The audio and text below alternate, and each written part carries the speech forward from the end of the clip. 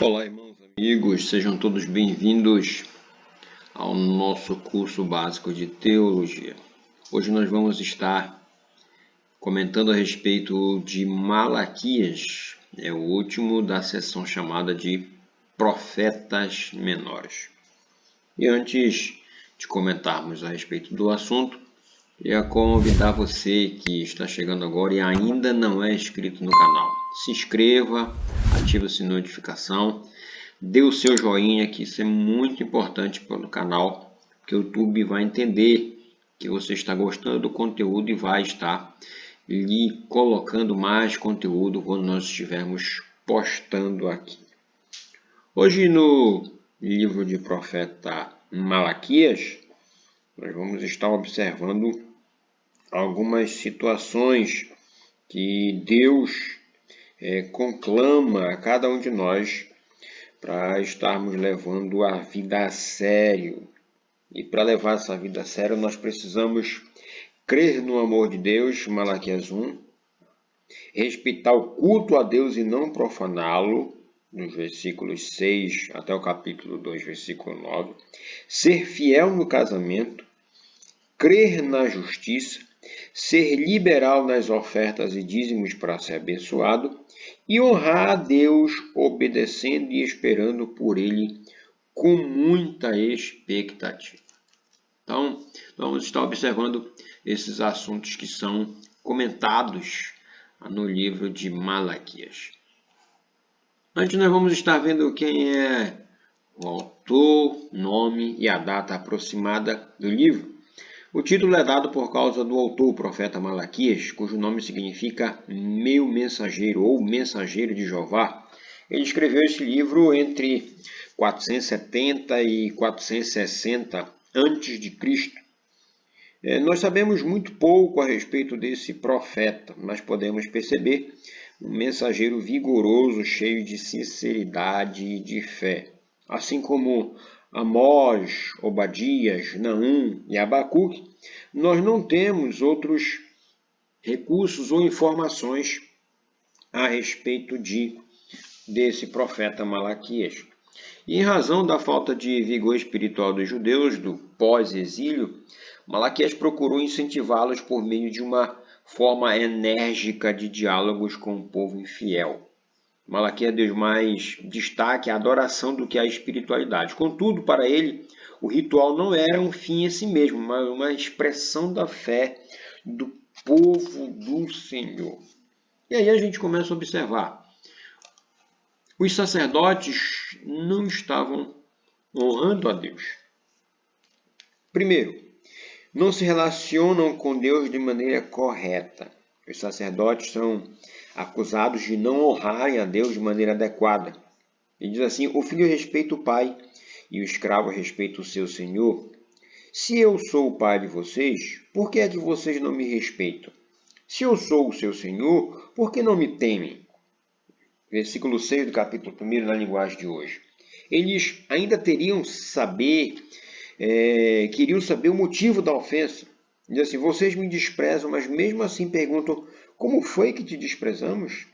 Então Deus mostra o motivo da afronta e do comportamento profano dos sacerdotes. Diz assim: foi com o alimento impuro que vocês me ofereceram no altar. E vocês ainda perguntam: como é que te desobedecemos? Vocês me ofendem quando acham que têm o direito de profanar o meu altar, e me ofendem também porque pensam que não faz mal me oferecer animais cegos, aleijados ou doentes. Pois procurem oferecer um animal desses ao governador. Acham que ele o aceitará com prazer e atenderia aos seus pedidos? Eu, o Senhor Todo-Poderoso, falei. A segunda coisa que ele menciona é que os sacerdotes negligenciavam a adoração a Deus. Havia uma negligência e um desprezo com as ofertas e com tudo que era para Deus. Deus não era de maneira nenhuma honrado. Os animais roubados ou aleijados eram oferecidos como sacrifício. E ao desconsiderar o claro mandamento de Deus de se levar somente animais sem defeito, eles afirmavam: a mesa do Senhor é desprezível. Malaquias conclama para que os sacerdotes se arrependessem dos seus pecados. As tentativas de ofensas com descrédito e descaso à pessoa do Senhor eram inaceitáveis. Tão indecente era aquela tentativa de adoração que o Senhor dos Exércitos se cansa dessas atitudes e tem o desejo de que as portas do templo fossem fechadas. O Senhor Todo-Poderoso diz aos sacerdotes: gostaria que um de vocês fechasse as portas do templo. Assim vocês não acenderiam mais fogo inutilmente no meu altar. Eu não estou satisfeito com vocês. Não vou aceitar as suas ofertas. Capítulo 1, versículo 10. A terceira coisa é que os sacerdotes eles escolheram o fruto de suas desobediências, ou seja, condenação, desprezo de Deus e do povo. O resultado da desobediência e da falta de honra a Deus se tornaria uma maldição. Eles sofreriam condenação se não mudassem de atitude. Malaquias lembra os sacerdotes que seus sacrifícios são inúteis e que os sacerdotes antigos eram fiéis à aliança que Deus afirmava com Levi, pois os sacerdotes devem ensinar a verdade a respeito de Deus e pedir conselho no que é direito. Os sacerdotes devem ser mensageiros do Senhor Todo-Poderoso, mas os da época de Malaquias estavam desviando o caminho do Senhor. Eram parciais na aplicação da lei, violando a aliança feita com Levi, e por isso eles seriam considerados desprezíveis e indignos por todo o povo. Deus não tem compromisso com a mentira, o desvio inescrupuloso de alguns com a palavra. E muitos hoje, por viverem e pregarem uma mentira em nome de Deus, mas sem conhecê-lo, estão sendo reconhecidos em suas mentiras e desprezados por meio de notícias, sendo descobertos em suas corrupções e nas suas tramóias. O quarto item fala dos sacerdotes e o povo aderindo às uniões ilícitas e estranhas, pois o Senhor Todo-Poderoso de Israel diz assim: eu odeio o divórcio, eu odeio o homem que faz uma coisa tão cruel assim. Portanto, tenham cuidado e que ninguém seja infiel à sua mulher. Outra profanação e deslealdade com o Senhor seria porque Judá profanou o santuário do Senhor, o qual ele ama, e se casou com uma adoradora de Deus estranho. Muitos em Judá se divorciaram de suas esposas e casaram com mulheres pagãs e não entendiam por que isso poderia ser uma afronta ao Senhor. Diz assim: ainda fazer isto? Cobris o altar do Senhor de lágrimas, de choros e de gemidos, de sorte que ele já não olha para a oferta, nem a aceita com prazer da vossa mão. E perguntais: por quê? Porque o Senhor foi testemunha da aliança entre ti e a mulher da tua mocidade, com a qual tu foste desleal, sendo ela a tua companheira e a mulher da tua aliança. No capítulo 2, versículo 13 e 14. O Senhor já não aceitava as ofertas de bom grado por essa razão. O povo chorava diante do altar e o que havia levado a Deus a agir dessa maneira? Porque o Senhor foi testemunha dos votos de casamento deles, compromissos que rompiam com leviandade. Deus pretendia que o seu povo fosse puro, gerasse uma descendência pura e vivesse separado da corrupção pagã. Mas aí o povo estava tendo essas relações com outros povos. No terceiro item aqui, nós vemos cansando Deus. Diz assim: enfadais o Senhor com as vossas palavras, e ainda dizeis: em que o enfadamos? Nisto que pensais: qualquer que faz o mal passa do bom aos olhos do Senhor, e desses é que ele se agrada. Ou, onde está o Deus do juízo? Malaquias 2,17 diz isso. Os sacerdotes e o povo não entendiam por que estavam enfadando o Senhor com essas atitudes. Mas o Senhor diz que ele estava cansado devido aos fatos deles pensarem que os que praticavam maldades não receberiam juízo imediato. Na verdade, estariam agradando a Deus. Um certo pensador chamado Jerônimo diz assim, que quando os judeus voltaram da Babilônia, eles viram que todas as nações e até os próprios babilônios serviam os ídolos e tinham muitas riquezas, excelente saúde física e tudo o que é considerado bom neste mundo, né? Ao passo que eles, possuidores do conhecimento de Deus, eram vencidos pelo desejo, fome, servidão. Então, escandalizados, eles diziam: não há orientação divina nos assuntos humanos.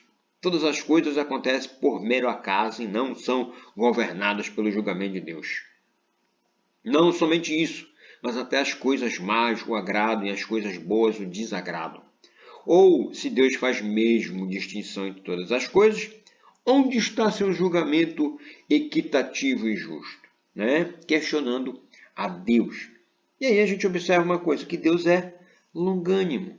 E muitos confundem a longanimidade de Deus com sua aprovação para com os maldosos, mesmo que estes professem uma religiosidade em seu nome. Que não sejamos contaminados com os exemplos de pessoas que, mesmo usando do nome de Deus de maneira errada e maldosa, aparentemente prosperam. Que nós não venhamos achar que Deus tenha mudado. Ele não tem compromisso com a religiosidade desviada da verdade. Aquilo que é revelado em sua palavra. Deus é longânimo. E não confundamos sua longanimidade com permissividade ou omissão. Ele virá buscar um povo santo e arrependido de seus pecados. 2 Pedro 3, 8, 9 diz assim: há, todavia, uma coisa, amados, que não deveis esquecer, que para o Senhor um dia é como 1000 anos, e 1000 anos como um dia. Não retarda o Senhor a sua promessa, como alguns a julgam demorada. Pelo contrário, ele é longânimo para convosco, não querendo que nenhum pereça, senão que todos cheguem ao arrependimento. Então, nós precisamos atentar para isso. O quarto item fala da vinda do Senhor. O profeta ele anuncia a atitude de Malaquias 2,17 com a promessa da vinda do Senhor de 3,2.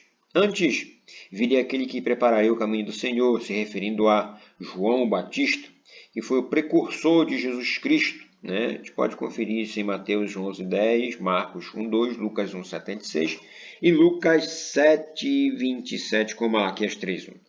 Quem poderá suportar o dia da vinda do Messias? Mas quem poderá aguentar o dia em que ele vier? Quem ficará firme quando ele aparecer? Pois ele será como o fogo para nos purificar, será como o sabão para nos lavar. William MacDonald ele afirma que um dia se refere ao segundo advento de Cristo, esse mistério de purificação ilustrado na expulsão dos mercadores do templo. Aguarda o cumprimento definitivo da segunda vinda de Jesus, ocasião em que os filhos de Levi, os sacerdotes, serão purificados para que possam trazer ofertas santas, justas e agradáveis ao Senhor, como nos dias antigos. E o quinto, que nós não devemos duvidar da providência divina. Capítulo 3, nós podemos observar o amor de Deus em ação, chamando o seu povo para que mais uma vez pudessem retornar a Ele. E eles perguntaram a Deus: como é que vamos voltar? Mas Deus diz: vocês têm roubado e ainda me perguntam? Como é que estamos te roubando? Vocês me roubam nos dízimos e nas ofertas. Todos vocês estão me roubando e por isso eu amaldiçoo a nação toda. Eu, o Senhor Todo-Poderoso, ordeno que tragam todos os seus dízimos aos depósitos do templo, para que haja bastante comida na minha casa. Ponha-me à prova e verão que eu abrirei a janela do céu e farei cair sobre vocês umas mais ricas bênçãos. Não deixarei que os gafanhotos destruam as suas plantações e as suas parreiras darão muitas uvas. Todos os povos dirão que vocês são felizes, pois vocês vivem numa terra boa e rica. Eu, o Senhor Todo-Poderoso, estou falando. A lei mosaica, ela exigia que os israelitas entregassem o dízimo de toda a produção agrícola. A gente pode conferir em Levíticos 27, 32, Números 18, 26, Deuteronômio 14, de 22 a 27, Números 12, 44 e Malaquias 3, do 8 até o capítulo 2. Os dízimos e as ofertas que o povo traziam eram, antes de tudo, uma forma de reconhecimento do seguinte fato. Primeiro, Deus é o dono de todas as coisas. E segundo, que Ele é o verdadeiro supridor das necessidades. No Novo Testamento, o cristão é ensinado a contribuir com generosidade, com alegria e de forma metódica, ou seja, sempre proporcional à prosperidade concedida por Deus. Dízimo 10%. Em vez disso, o Novo Testamento sugere que o judeu debaixo da lei contribua com 10%. Muito mais pode contribuir o cristão que vive sobre a graça. Contribuir é uma graça. Segundo os Coríntios 8, versículo 1 e os versículos 6 a 9, diz: e se experimentarmos a graça de Deus, não teremos problema em contribuir com generosidade para o Senhor. Afinal, Ele nos deu tantas coisas. E como nos podemos então pedir a Deus que nos dê a sua graça e que responda às nossas orações, se não praticamos a graça em nossa contribuição? Então nós vemos que no início de Malaquias, Deus declara seu amor por Israel, mas o povo pergunta: como podemos saber que tu nos ama? Deus responde reafirmando seu povo por Jacó e seus descendentes, e que rejeitou Esaú e seus descendentes, os edomitas. Israel viria à ruína dos edomitas e reconheceria a grandeza de Deus. Depois de exortar e profetizar contra a dureza e insensibilidade dos sacerdotes, o profeta nos ensina que Deus não estava omisso diante das situações. O dia do Senhor viria e as pessoas trariam ao Senhor ofertas de justiça. A falta de preocupação com a situação do templo e a omissão dos dízimos e as ofertas estava sendo condenada. E o livro vai encerrar com a exortação para que o povo se lembre da lei de Moisés e a promessa do envio de Elias a Israel antes do dia do Senhor. Elias corrigiria a vida do povo para torná-lo parecido com os seus antepassados consagrados. E com isso, nós encerramos a sessão chamada de Profetas Menores.